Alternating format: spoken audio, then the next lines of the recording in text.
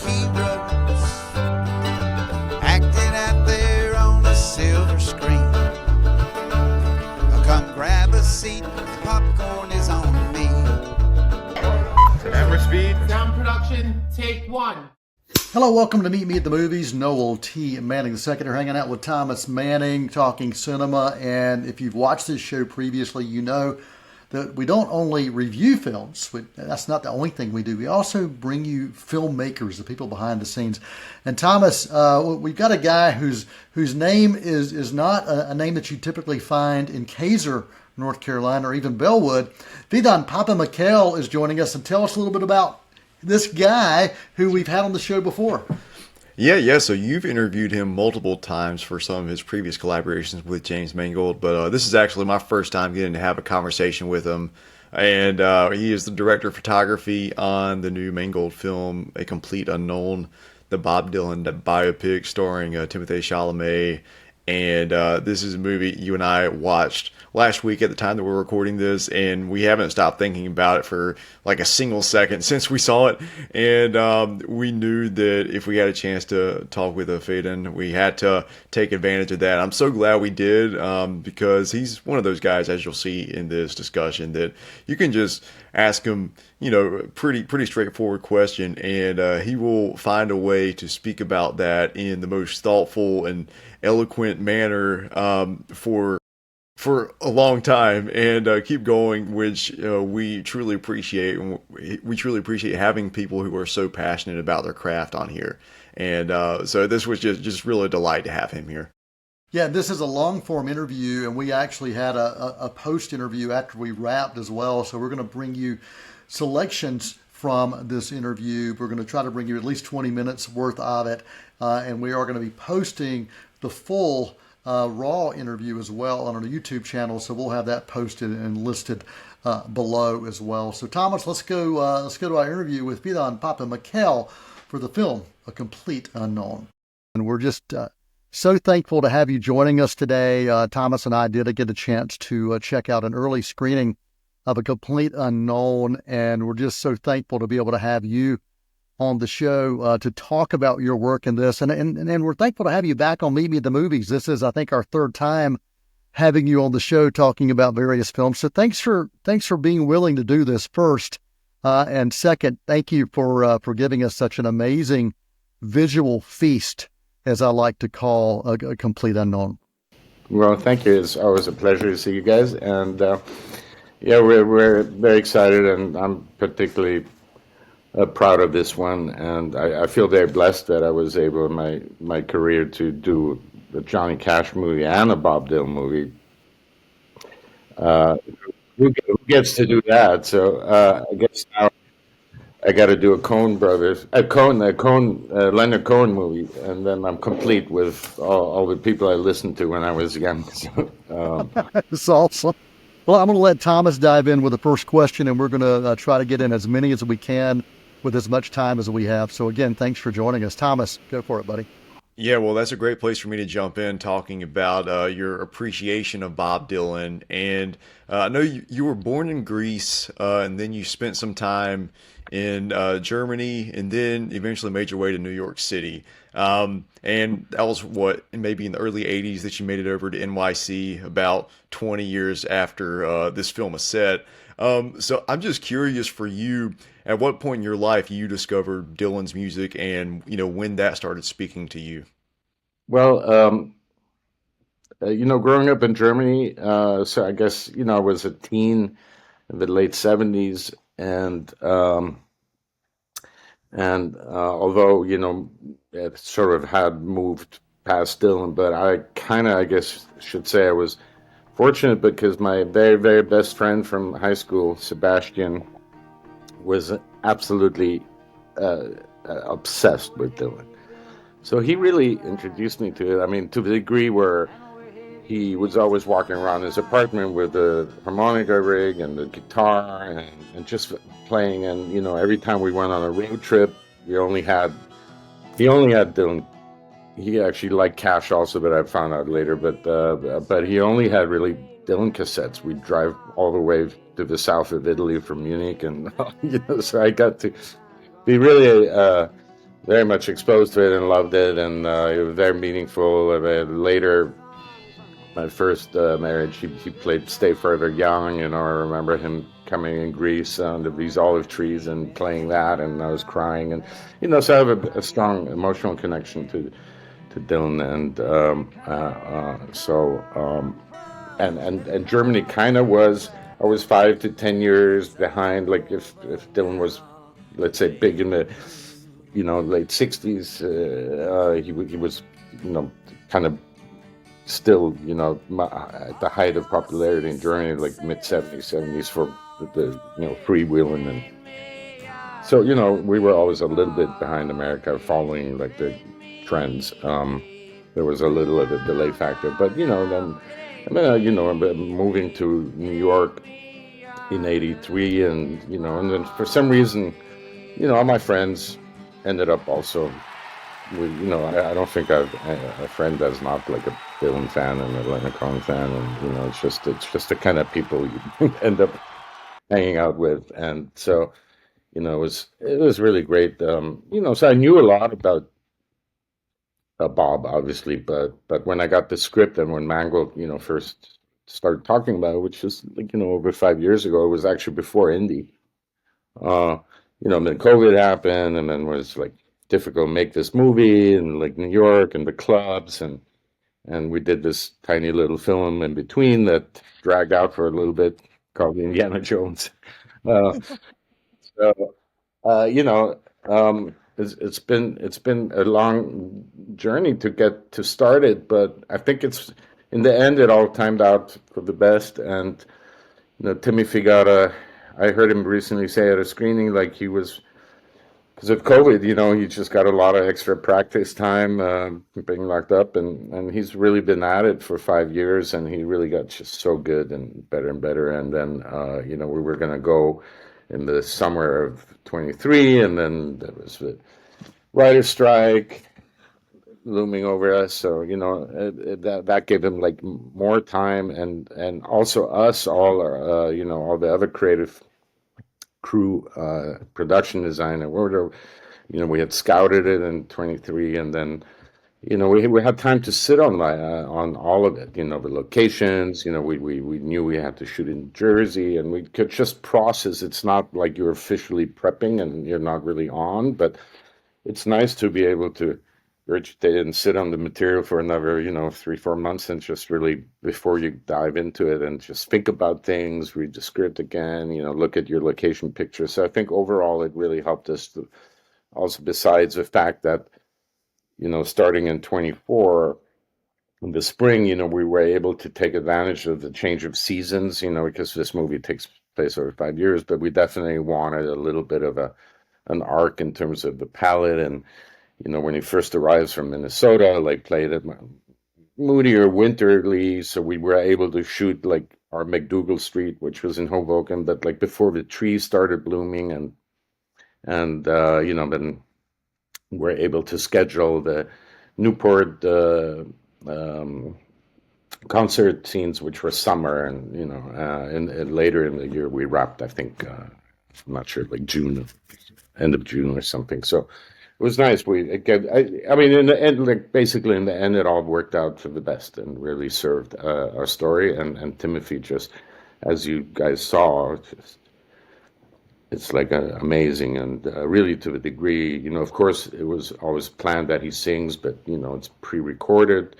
But then him just going, let me do it live, let me do it live, let me do it live, and just us quickly discovering that it's even another layer of something special happening when he does it live, like the technicians go, oh, it's problematic, and then syncing and this and that, and like recording the background noise, but it's like, it's just, you feel it. It's just talking to Scott Sakamoto, my Steadicam operator that shoots all the close-ups on stage and does these little, and he goes, we just saw it at the Academy on Sunday on the big screen. He goes, man, you can really tell he's really singing.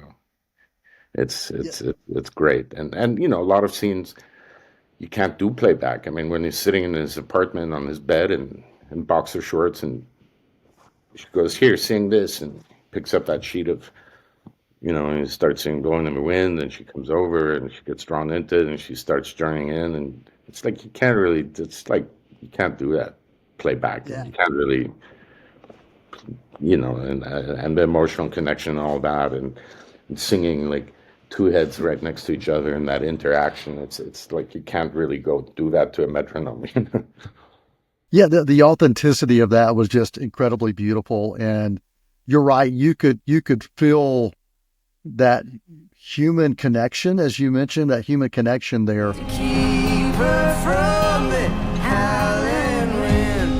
Thank you guys for joining us right here on Meet Me at the Movies. We are talking with Phedon Papamichael, the director of photography, cinematographer for the film A Complete Unknown. Thomas and I are loving this interview, and we hope that you are enjoying it as well. We're going to come right back after this quick intermission with more of our conversation with this amazing filmmaker. Won't you come and meet me at the movies? Won't you come and watch a flick? Education is our most powerful tool to improve and change our world. Hi, I'm Rhonda Benfield, your host for School Matters. Join me for a new program every other week with information from and about the students and staff of Cleveland County Schools. Discover what our schools are doing to challenge students and help them reach their full potential. You can catch us on Spectrum Cable Channel 19 or stream us live on c19.tv.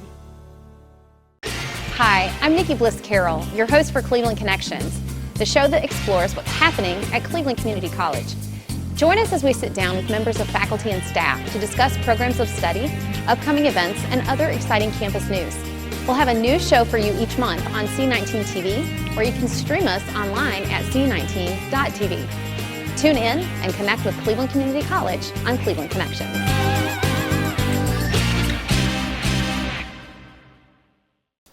Hi, I'm Shara Miller, the host of Artworks.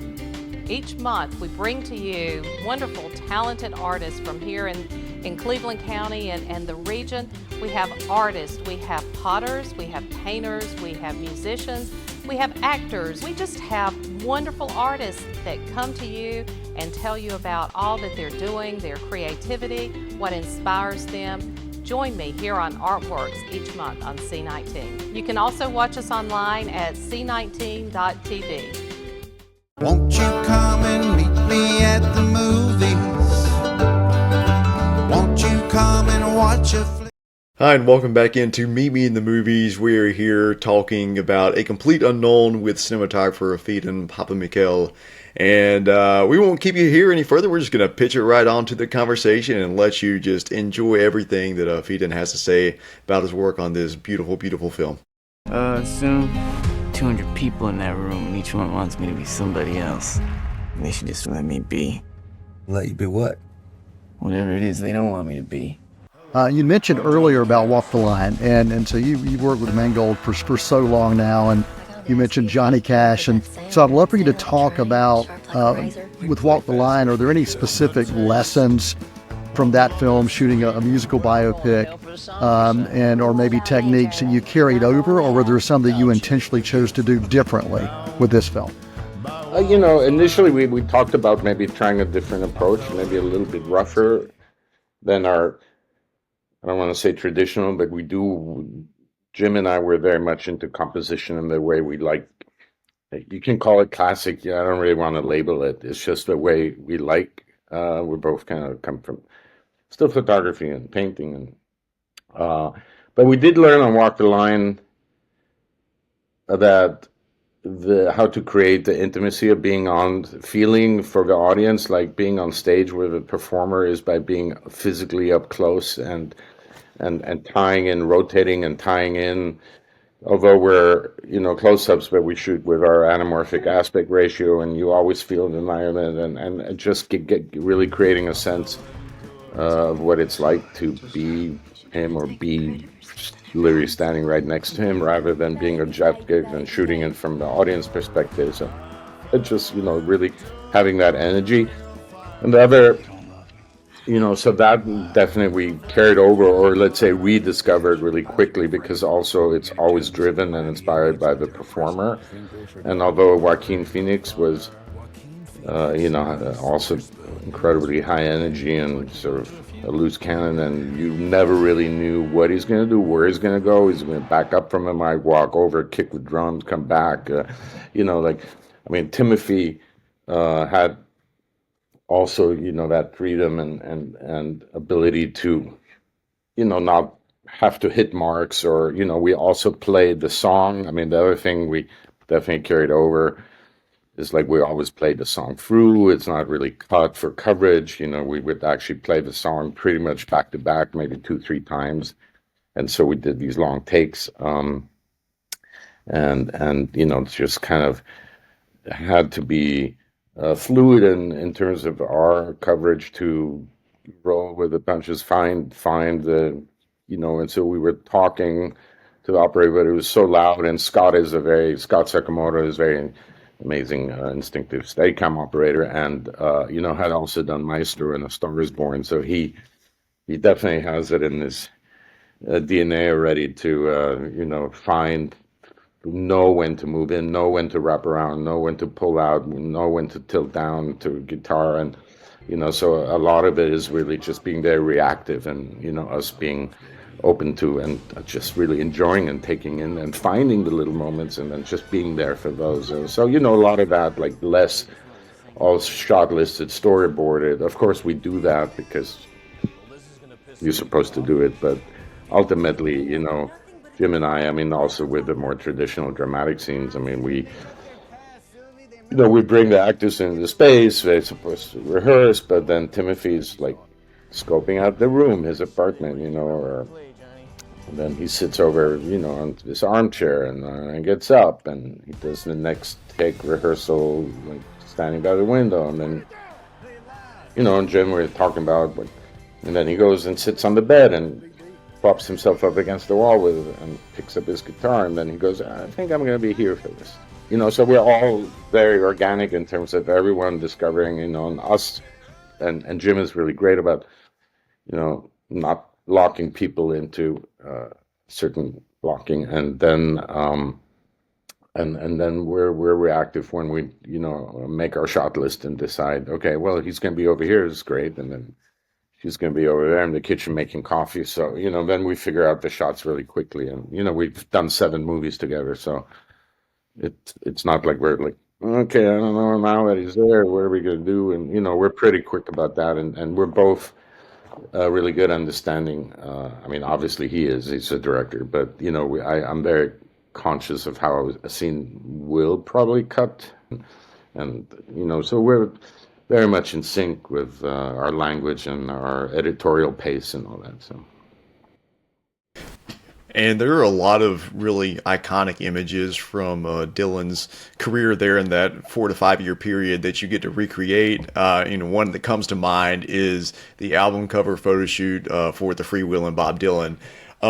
So I'm curious for you, as a DP, what decisions you're weighing when you're recreating such an iconic image like that, and just what some of your thought processes are. Well, of course, and same on Walk the Line. I mean, you look at, there's a lot of photos, of course, there's most of them are black and white, like especially when he's living with Susie or Sylvie, I should say, is the name in our movie, but it's his girlfriend, Sue. But so, with the production designer and the wardrobes, I mean, we do try to rebuild, and the same with the clubs, the Gaslight and Gerbies, and, just really had a lot of information. Same as Faults in Prison, in Walk the Line, we knew the pattern of the backdrop that we had to sort of pick, was it green or blue, or, we don't know. It's fun recreating the moods. You get still a lot of, and then there's a lot of other photographers that have really beautiful, iconic stills from that era of the Village and Eggleston and Haas, and then looked a lot at those, analyzed sort of the quality of the film and the contrast and the saturation. I'm super happy with the final result, and really I mean, I've seen it, and other people who have seen it, they go, if I didn't see photos from the set, and I know you're using a Sony camera, like I would 100% think it's film, you know. So, Well, every time we get a chance to speak, one of the things you have talked to me about is your goal of achieving that one perfect shot. And we've talked about this in every film. So was there one standout scene for you in this film where you just feel like everything really clicked? You felt it on the set, and then when you saw it, you knew, yeah, that's the shot. If nothing else, that is the shot. it's very hard for me to pick. Like, I can't really say there's a standout scene because, I mean, there's so many moments, and it's mostly based that I think are special, and it's mostly based on Timothy's performance, you know. And I'm not talking about necessarily the big stage performance, but just like these intimate scenes. Like, I love, like we talked about that scene where they play Blowing in the Wind on the bed, you know. I think that's a special moment. I mean, there's so many. Just walking around with Elle and their interaction and at the Chinese restaurant, and I don't know. I mean, I kind of like so many. Yeah. I mean, of course, you know, the finale and all the crescendo, the final concert, and everyone flipping out, and Timmy just going for it, and that was a highlight. Shooting it because, you know, we really felt that energy, and he's really performing, and the few extras we had, you know, are really like at a concert. And I just saw the movie, and my whole experience really coming out after the movie was like, wow, I felt like, sure, I went to a movie screen, but I also felt like I just went to a concert. It's like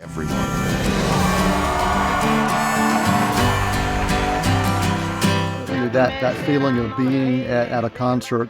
When we left, one of the things I felt was like I'd been on a 4 or 5 year concert tour, complete with VIP passes, backstage passes, experiencing everything. And that is really something that I loved about this. And Thomas, I'll let you, and I know you've got another question or 2 or 12 that you wanted to ask, but I just wanted to mention that I did have that feeling that I had just come back from this incredible multi-year concert tour. So you capture that, you and James capture that tremendously.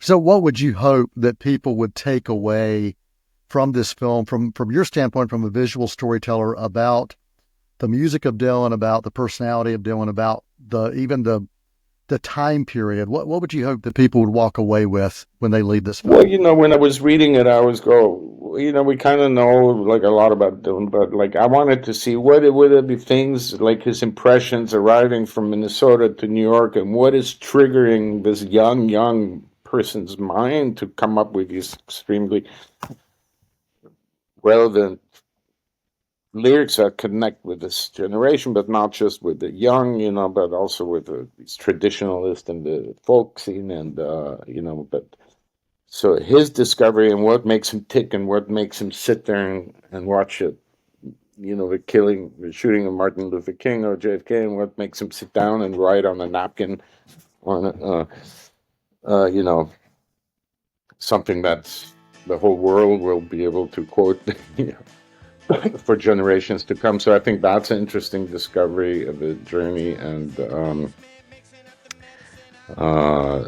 yeah, and then I mean, I was always hoping, because I'm always surprised how few Gen Z people actually, I mean, they know some Dylan songs, that, you know, but like I'm thinking maybe it will, you know, it seems a lot of it is very relevant to today's political world, and you know, maybe they'll discover, it'll bring, you know, it to a whole generation that will actually maybe listen to, you know, in a different way, to want to discover. And I think Timothy, of course, is the ideal person to connect, and Timothy's also, you know, so charming, and so I think it's a good way to yeah, convey, so with the charm and with what young Bob Dylan actually was and how he affected people. And then, you know, it'd be great if all these 18 to 25-year-olds really get into Dylan, you know. It's just like when you discover young film students and they haven't seen a lot of the classics, I'm always shocked, you know. They haven't seen early Kubricks or Godards or Truffauts or Kurosawas, and you know, when you show those movies to them, they love them. It's just like they won't go out and, you know, get Criterion Collection. They'll get Netflix or something and watch those things. But when I make them watch them, then they're really into it. Like my son, like, has been wanting to watch Yojimbo and all these Kurosawa movies like over and over again, and those are slow 3-hour movies that are very, you know, dialogue heavy, and so they still work, and this music will work always, you know, for everybody. So anyway, it'd be nice to see that happen, besides just everybody being entertained by it and having a good time at the movies. Well, we appreciate so much you taking the time. It's been wonderful as always. Always wonderful to be able to talk to you. And if you would hang on for just a second while we wrap things up, we will get right back to you. But again, thanks for taking the time, for joining us right here on Meet Me at the Movies. Look forward to having you back for the next movie as well. Thanks again to Phedon and Papamichael for taking the time to be with us. Thomas and I, as we mentioned earlier, we talked to him well after this interview wrapped. We had a kind of a post-interview, and it was just wonderful. And we have had him on the show a few times. We will have him back again, and he's even said, "Hey, I hope I do something else that you will enjoy talking about." Thomas, any final thoughts you want to make sure you share about this interview before we send it back to C19 with more programming? I just think his entire career has been so amazing. Going back, you look at some of the people he's worked with, in addition to Mangold, Alexander Payne, Wim Wenders as well, and John Cassavetes. And so basically from the time that Phedon was my age, even younger than my age, he's been on the ground just churning out fantastic cinematography. He started out, I think, in photography and then got into cinematography. And it's just been awesome to go back and explore everything he's done, and then obviously everything he's going to continue to do for quite some time, I'm sure.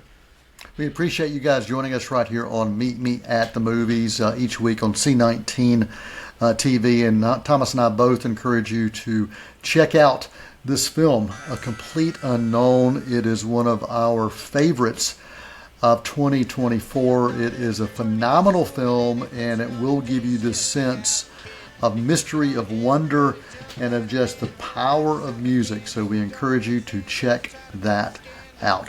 And until next time, for Thomas Manning, I'm Noel T. Manning II for Meet Me at the Movies, and for this week, that is a wrap. Many films to view until we meet again. Next time we see you, we'll gladly fill you in. We'll tell about the happy and the sad ones. We'll talk about the good ones and the bad ones. Many films to view till we meet again.